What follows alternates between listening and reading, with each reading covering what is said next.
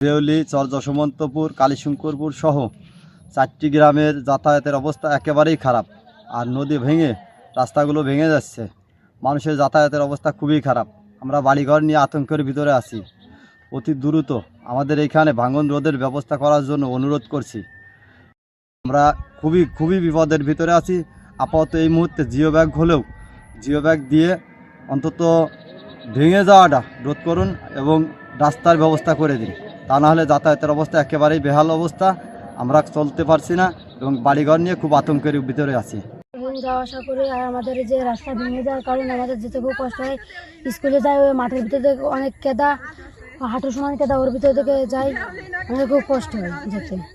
আমাদের এই রাস্তাটা হচ্ছে যে এলাকার ভিতর দিয়ে, বুঝছেন, এই রাস্তা দিয়ে আমাদের আসতে অনেক সুবিধা হয়, অনেক কাছে হয়।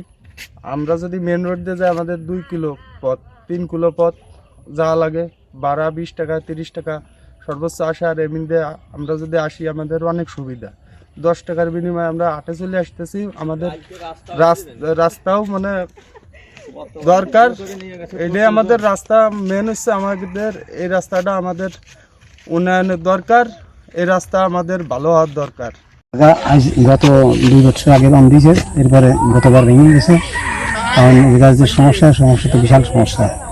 জামা গোরস্থানের পরে যে রাস্তা, এই আপনারা দেখতে পাচ্ছেন পিছনে, এই নদী গর্ভে বিলীন হয়ে যাচ্ছে আমাদের এই রাস্তাটা।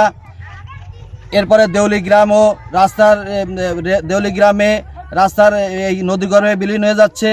আমরা আকুল আবেদন করছি আমাদের মন্ত্রণালয়, সংস্কৃতি মন্ত্রণালয়ের মন্ত্রী সাহেবের কাছে যে অতি সত্বর আমাদের এই যাতায়াতের ব্যবস্থাটা, যে রাস্তাটা আমাদের দেউলি যশবন্তপুর, চর যশবন্তপুর দিয়ে যে হাজার ছেলে মেয়ে জামা মাদ্রাসা এবং জামা স্কুলে আসা যাওয়া করে, এই রাস্তাটা যদি অতি দ্রুত যদি সংস্কার না করা হয়, আমাদের ছেলেমেয়েদের স্কুলে আসা যাওয়া বন্ধ হয়ে যাবে।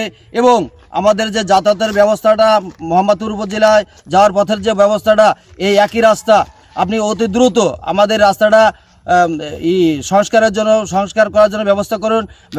ব্লকের ব্যবস্থা করতে হবে এবং অতি দ্রুত এই যে জিও ব্যাগের আয়োজন করার জন্য অনুরোধ করছি।